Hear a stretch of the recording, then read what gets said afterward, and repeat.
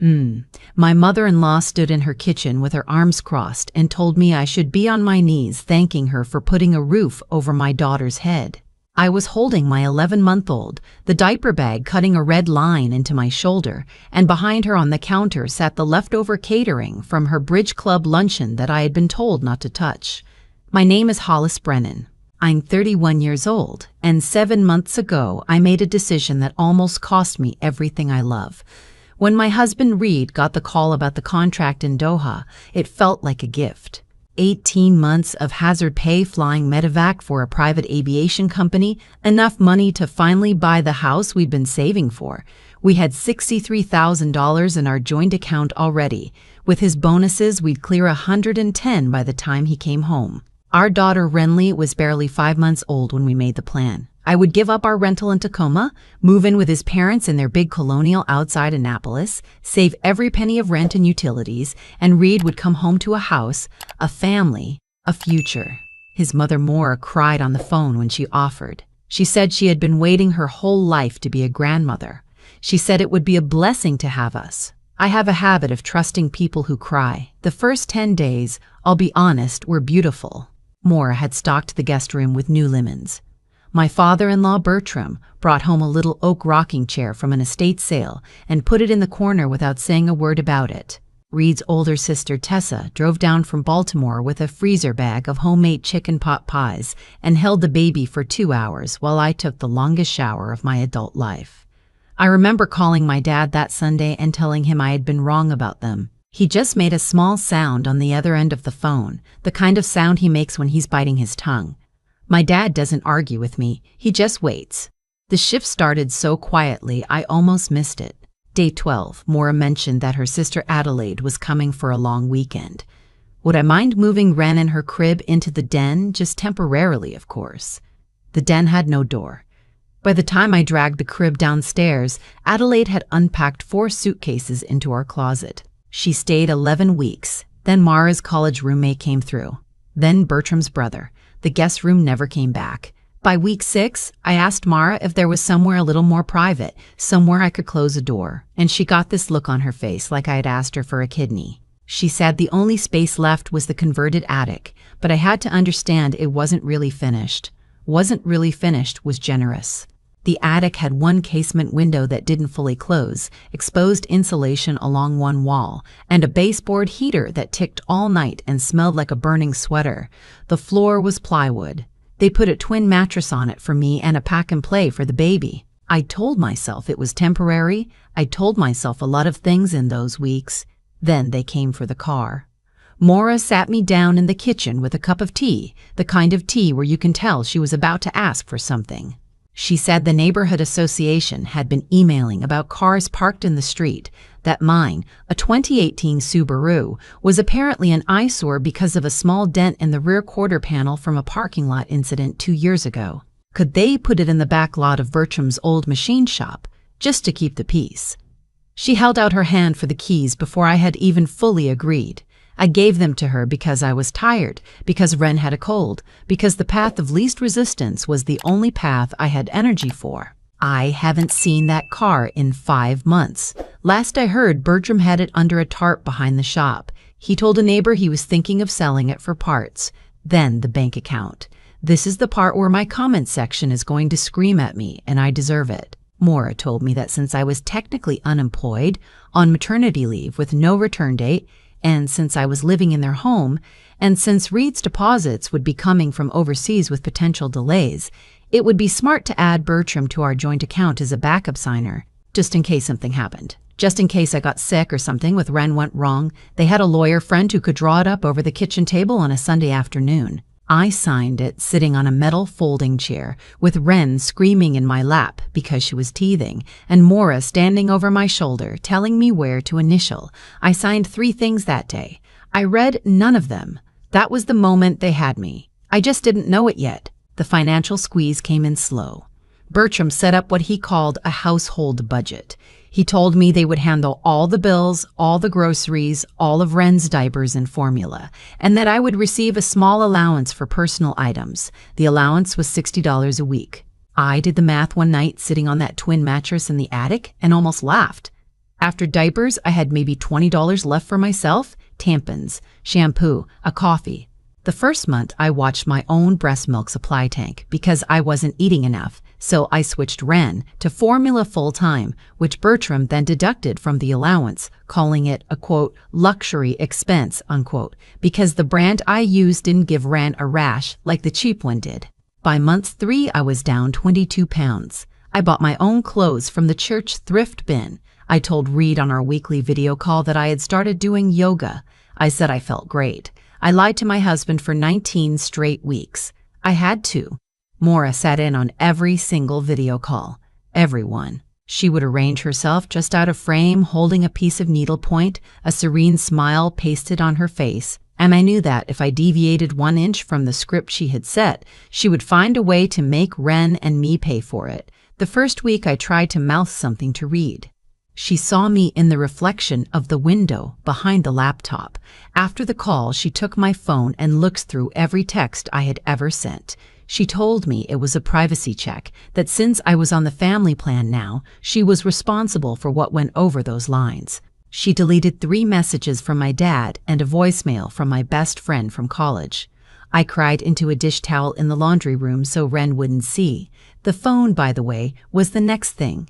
Bertram switched all 4 of us, him, Maura, me, and Tessa, onto a single-family plan, my number ported over without my full understanding of what I was agreeing to.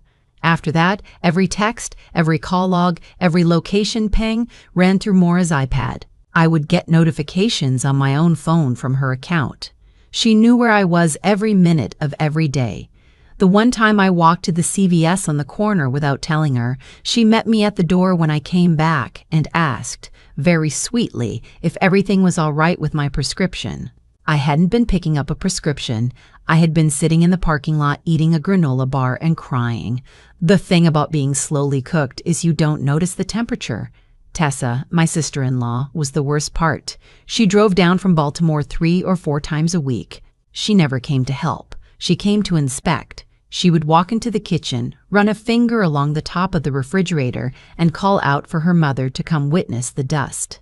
She would pick up Rand without asking and walk her around the house, giving her tours of the family portraits, telling my 11-month-old which ancestors she came from, while I stood in the doorway like staff.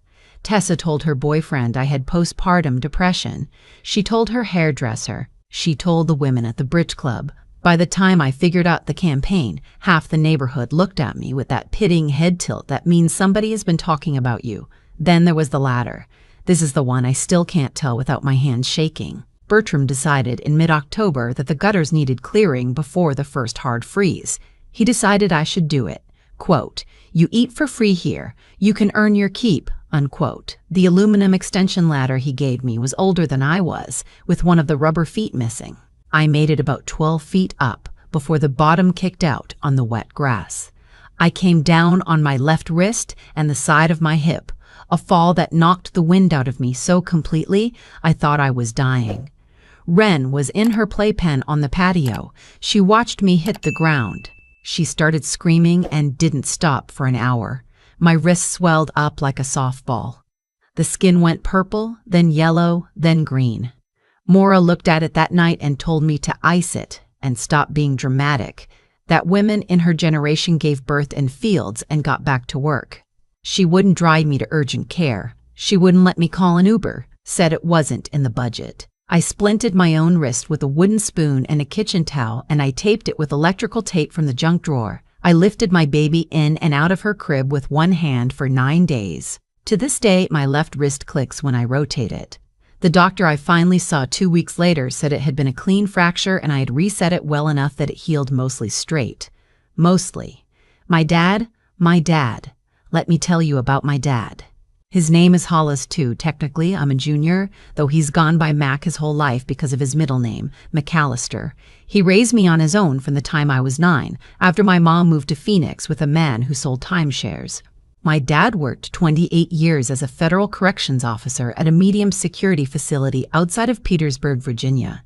He retired 3 years ago with a clean record, a pension, and the kind of patient, quiet, observant nature that comes from spending 3 decades watching liars. He noticed everything about everybody, and he never said a word until he was sure. He drove up unannounced the second Saturday of November.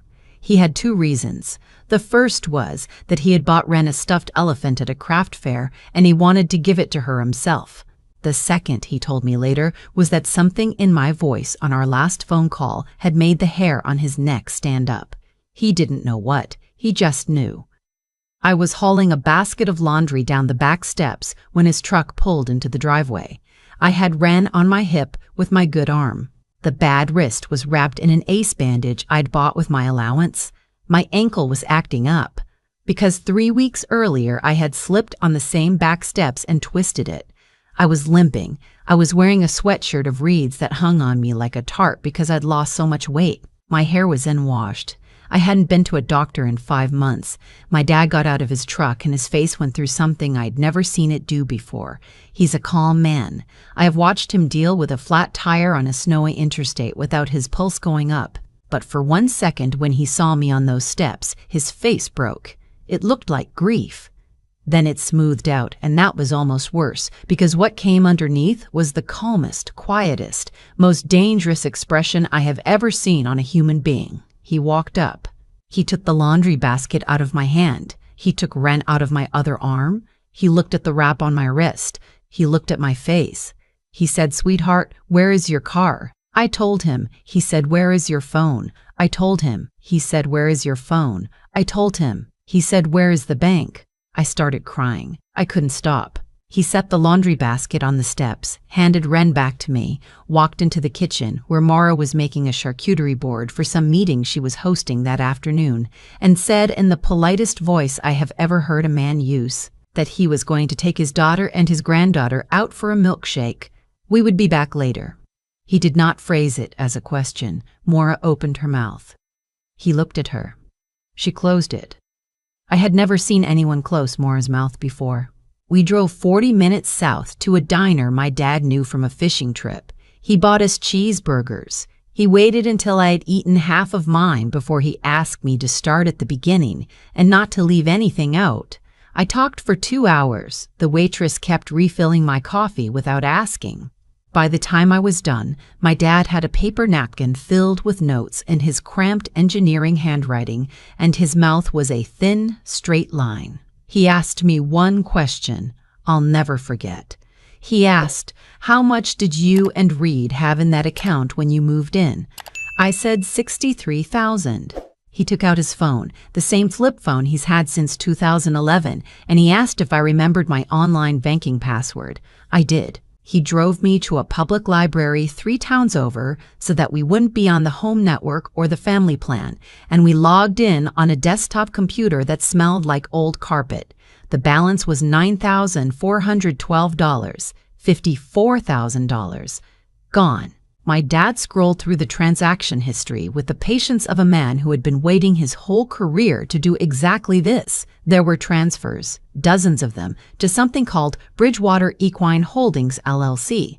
We Googled it on his phone. It was a horseboarding business owned and operated by Tessa, my sister-in-law, who I learned at that exact moment had been buying a thoroughbred mare named Serza and paying for her stabling out of my account for the better part of 5 months. There were withdrawals at an ATM near a cosmetic surgery center in Bethesda. There were payments to a country club Bertram had been kicked out of 2 years prior for non-payment of dues, which he had apparently rejoined under my husband's name. There were charges, dozens, on a credit card I had never authorized, opened in Reed's name, used at restaurants and a wine club, and once, memorably, at a place called Cigar Society of Annapolis. My dad looked at the screen for a long time. Then he said, very quietly, "This is identity theft. This is wire fraud. This is a federal case. This is going to put people in prison." I asked him what we should do. He said we were going to do this in a specific order and that I needed to trust him. He said the first thing was to get a hold of Reed without going through his mother. The second was to get a real lawyer, not a friend of the family. The third was to make a record so thorough and so airtight that no prosecutor in the country could decline it. And then, only then, we would deal with Mora and Bertram. He said we were going to do it in a way they would feel for the rest of their lives. He drove me to a Best Western. He paid cash for a room. He sat with Ren on the bed making her giggle while I called my best friend from nursing school, Priya, who is now a paralegal at a firm in D.C. that did, of all things, military family law and financial fraud. Priya answered on the second ring. I told her everything in 17 minutes. She told me to stay where I was, that she was driving up that night, and that I should not, under any circumstances, go back to that house alone. She also said something I've thought about every day since. She said, "Hollis, listen to me. You are not crazy. You are not weak. You are not stupid. You are targeted. There is a difference." I cried again. My dad pretended he wasn't watching. Reaching Reed was harder. He was on a remote rotation, 20 hours of flight time and a 5-day stretch, with patchy internet at best. My dad had a friend from his corrections days, a man named Doyle who now worked private security for the same aviation contractor Reed flew for. My dad called him from the motel parking lot. Doyle picked up on the first ring. I don't know what they said to each other, but 2 hours later I got a call from a satellite phone, and my husband's voice was on the other end, and he sounded scared. I told him everything. I told him about the attic, the wrist, the $60, the car, the phone, the way Tessa whispered about my mental health to anyone who would listen, the way Maura sat in on every single video call and made me lie to him for 19 weeks. I told him about Bridgewater Equine. I told him about the credit card. There was a long silence on the line, so long I thought we'd been disconnected. Then Reed said, "I'm coming home." I said, "You can't. You have 11 months left on your contract." He said, "Hollis, I am coming home." He said it like a man who had just made a decision he wasn't going to negotiate with anyone, including God. He started the emergency leave paperwork that night. His employer, when they understood the nature of what had happened to a service-adjacent family while one of their pilots was overseas, expedited it without blinking. Reed was on a plane within 72 hours. While we waited, my dad went to work. Priya arrived at the motel at 1 in the morning with a tote bag full of binders and a thermos of coffee. By dawn, we had a strategy. Step 1 was a forensic accountant friend of hers who could walk through the bank records and build a clean exhibit. Step 2 was a freeze on every account, every card, every line of credit, the second Reed landed and could legally sign the requests. Step 3 was an emergency motion for return of personal property, my car, my phone, my passport, my daughter's birth certificate, all of which Maura had been, quote, holding on to, unquote. Step 4 was the criminal referral. Priya knew an investigator at the Maryland Attorney General's office who handled exactly these kinds of cases, the slow, patient, intra-family financial predation cases, and she said this one would make him weep with joy. Step 5 was the part my dad came up with, sitting at the motel's continental breakfast bar over a stale bagel. Maura's 70th birthday party was in 9 days. She had been planning it for a year, catered, 3 courses, 140 guests at the country club Bertram had quietly resubscribed to on Reed's dime. The invitations had embossed monograms. There was going to be a string quartet. Maura had been telling her bridge club for months that this was going to be, quote, the social event of the autumn, unquote. My dad looked at Priya. He said, "I have an idea." Reed landed at Dulles on a Wednesday morning. I drove to pick him up in a rental, and when he came through the arrival doors and saw me, 25 pounds lighter than he remembered, with my wrist still wrapped, he set his bag down and folded me up into him and didn't say anything for a long time. Ren, who had not seen her father in 9 months, took about 30 seconds to remember him, and then she put both of her tiny hands on his cheeks and said "Dada" in a way that wrecked me. Reed spent the next 6 days underground. He stayed at the motel with us, then at Priya's place in Bethesda. He didn't go to the Colonial. He didn't call his parents. He didn't text Tessa. To Maura's eyes, nothing had changed. I went back to the house with a story about my dad needing me to drive him to a doctor's appointment and staying overnight because of a snowstorm warning. I packed a small bag and left it hidden in the back of the attic, behind an old steamer trunk full of Bertram's college sweaters. I wore my wedding ring inside my shirt because I had been afraid Maura would notice if I started wearing it on the right finger again. I played the part. I served the tea. I folded the napkins for the party. I let Tessa hand me a list of 43 tasks the morning of, including instructions to walk the perimeter of the country club ballroom and wipe down each chair. I did it. I did all of it. I smiled. On the morning of the party, Reed called Maura on her own phone, the one she kept in her cardigan pocket, and told her he had gotten a sudden window of leave, that he had landed late the night before, that he was, in fact, 20 miles down the road and would love nothing more than to surprise his mother at her birthday by walking in with flowers during cocktail hour. Maura screamed. I heard it from the kitchen. She started crying. She told him it would be the most wonderful gift she had ever received. She immediately called the venue and told them to set an extra place at the head table. She called Tessa and told her to put on her good earrings. She did not, of course, know that her son had spent the previous 4 nights at a forensic accountant's dining room table, building a case against her. We arrived at the country club at 4. The string quartet was tuning. The hors d'oeuvres trays were going out. I stood at the back of the ballroom holding Ren, wearing the only dress I owned that still fit me, which was a navy thing from 3 Christmases ago that hung off my shoulders. Maura made her grand entrance at 4:30 in lavender silk, accepting compliments like a woman crowning herself. Bertram was already half a glass of champagne in. Tessa was running point on greeting the guests, kissing cheeks, gesturing at floral arrangements, making sure everyone saw her. At 5:15, Reed walked in. The room exploded. Applause, gasps. Somebody actually whooped. Maura ran to him with her arms out and tears already streaming. And Reed, my husband, the gentlest man I have ever known, hugged her back. He held her for a long beat. Then he stepped past her, walked to the small stage where the string quartet had paused mid-piece, picked up the microphone the venue staff had set out for the toasts, and tapped it twice. He said, "Can I have everybody's attention, please? I have a few things I'd like to say." Maura beamed. Bertram raised his glass. Reed started by thanking everyone for coming. He thanked the staff. He thanked the quartet. He thanked his mother for putting together such a beautiful evening.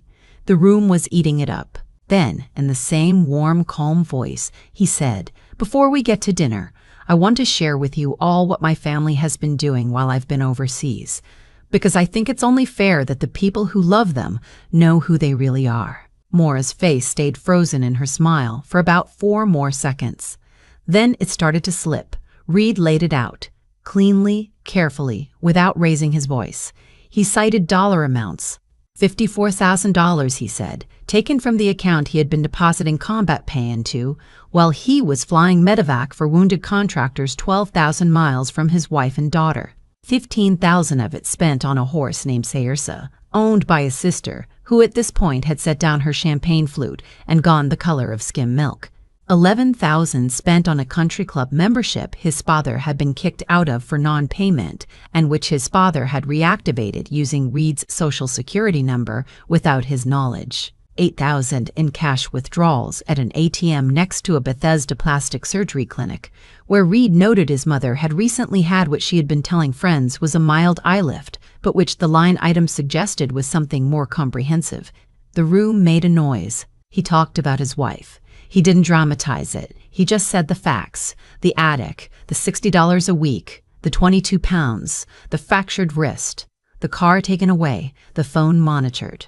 The campaign of whispers about her mental health, designed to make sure that if she ever did speak up, no one in the room would believe her. He looked while he was saying that last part directly at 3 of the Bridge Club women in the second row, who had at various points come up to me at the Colonial and asked, with great false concern, how I was sleeping. A man toward the back stood up. I recognized him. He was one of Bertram's old business partners, a man named Harlan, who I had only ever met twice. Harlan said in a voice that carried, "Bert, did you use your son's social to reactivate your country club account?" Bertram did not answer. The doors at the back of the ballroom opened. 2 people walked in. The first was a uniformed officer from the Anne Arundel County Sheriff's Department, badge visible on his belt. The second was a woman in a charcoal suit, an investigator from the State Attorney General's office, whose name I did not yet know. They did not interrupt. They just stood at the back of the room and waited, the way people who are about to ruin your life often do, very politely. Maura saw them. She put her hand on a chair to steady herself. Reed said, "I'm not pressing you to do anything tonight. I just wanted everyone here, the people who have known my parents for 30 years, the people they have asked to be witnesses at my wedding and godparents to my sister's children. I wanted you to hear it from me first, because they were going to tell you a different story. They were going to tell you my wife was unstable. They were going to tell you I didn't understand. They were going to tell you they had been so generous and gotten so little in return. And I needed to make sure that story died here, in this room, before it could hurt my wife one more time." He looked at me. He said, "Hollis, get our daughter. We're leaving." I walked across that ballroom with Ren on my hip, past every face I had served tea to, past every woman who had pretended to care about my postpartum recovery while spreading lies about me at her hair salon, past Tessa, who had started to cry in a way that wasn't about anybody but herself. Maura grabbed my arm at the door. Her grip was harder than I expected. She hissed at me that I would regret this, that she had friends, that no one would believe me, that I had ruined her life. I looked at her. I really looked at her. For the first time in 7 months, I didn't feel afraid. I didn't feel anything I'd expected to feel. I just felt clear. I said, "You did this. Take your hand off my arm." She did. My dad was waiting in the parking lot in his truck with the engine running. He had pulled my Subaru out from behind Bertram's machine shop 2 days earlier with a spare key Reed had had cut in 2019 and forgotten about. It was idling next to him. He had detailed it. He'd put a new car seat in the back. I buckled Ren in, and Reed put his hand on the small of my back, and we drove away from that country club in 2 cars, in a small caravan, my dad's pickup leading, my Subaru in the middle, Reed's rental bringing up the rear, like a convoy. The investigation moved fast. Bertram and Maura were charged within 3 weeks. Identity theft, wire fraud, financial exploitation of a service-adjacent family, and in Bertram's case, an additional count of unauthorized use of a federal identifier. The state added forgery. Tessa was charged separately. Her horse was seized and sold. Bridgewater Equine Holdings was dissolved. The IRS sent her a letter. She is, as I write this, still trying to negotiate. Bertram took a plea deal that included 6 years in a state facility, 2 suspended, plus restitution of the full $54,000 plus penalties. Maura fought her case for 8 months and lost, and is currently serving 4 years at a women's facility in Western Maryland. Tessa got 18 months of supervised probation, 600 hours of community service, and a felony on her record that has, last I heard, made her real estate license unrenewable. Reed and I bought a small ranch house on 3/4 of an acre in a suburb outside Richmond, 2 hours from my dad. We paid cash for half of it from the restitution. Ren turned 2 last month. She does not remember the colonial. She does not remember the attic. She will not remember any of it, and that is a gift I work very hard to be grateful for every single day. I have my own bank account now. Reed has his own bank account. We have a joint account for the household that requires both signatures on any transaction over $500. I have a fireproof safe in our bedroom closet with my passport, my birth certificate, Ren's birth certificate, our marriage license, and a printed list of every account number and password we have. My dad has copies of all of it in his own safe in Petersburg. Priya has copies of all of it in a deposit box in D.C. We are, as my husband likes to say, never doing that again. People ask me sometimes, especially the women, how I let it get that far. I used to flinch when they asked. I don't anymore. I tell them the truth. I tell them that abuse, real abuse, the kind that happens inside families, doesn't arrive at your door wearing a sign. It arrives carrying a casserole. It arrives crying tears of joy at the news of your pregnancy. It arrives offering you a free place to stay while your husband is overseas serving a contract that will give your child a future. It arrives so warmly and so slowly that by the time you realize the temperature of the water, your skin is already cooked. What you need, what I needed, was somebody on the outside who was paying attention. For me, that was a federal corrections officer with a flip phone and 28 years of watching liars who drove 4 hours up I-95 because something in his daughter's voice didn't sit right. He didn't ask permission. He didn't wait for an invitation. He just showed up. And he did the work. If you are a woman watching this and any of this sounds familiar even a little, I want you to do one thing for me before you go to bed tonight. Pick one person who is not in your house, not in your husband's family, not in any way connected to the situation you are in.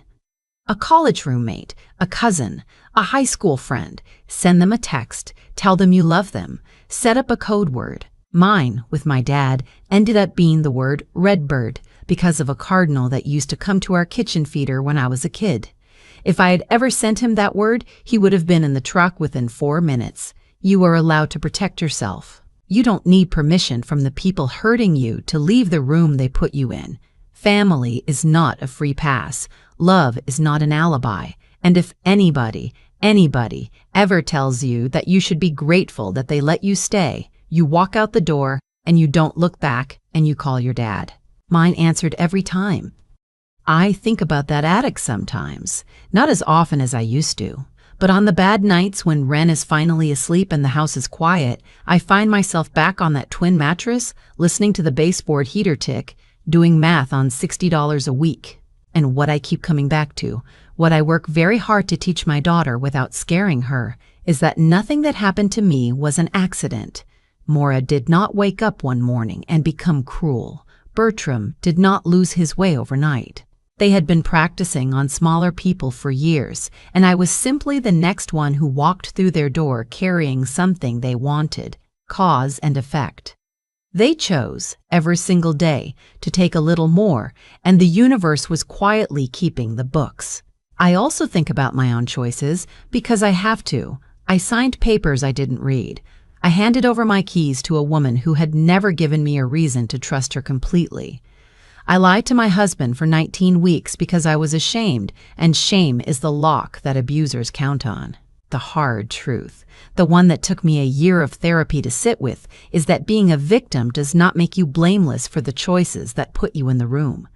It just means the people who hurt you are responsible for what they did once you were there. Both of those things are true at once. Holding both is what growing up actually means. What I want my daughter to learn from this when she is old enough to hear it is 3 things. First, be a person of your word, even with people who don't deserve it, because your character is the one thing nobody can put in a joint account and drain. Second, be smart. Read what you sign. Keep your own money. Keep your own copies. Trust people slowly in small amounts, the way you'd loan a stranger $5 before you'd loan them $500. Third, be strong, but understand that strength is not the same as silence. Strength is the phone call you make at 1 in the morning to a friend you haven't talked to in 3 years. Strength is letting your father pull you out of a driveway and not being too proud to cry in his truck. Strength is walking across a country club ballroom in a dress that doesn't fit, with your baby on your hip, and not looking back. The reason my dad showed up that Saturday is because he had been a good father for 31 years before I needed him to be a great one. The reason Reed believed me on a satellite phone in 17 minutes is because he had earned the right to my honesty by being honest with me first, every day for 9 years. None of that was luck. That was a slow account they had both been depositing into for a long time. When the moment came, the balance was there. Build that account with everyone who matters long before you need to draw on it. That is the only insurance there is.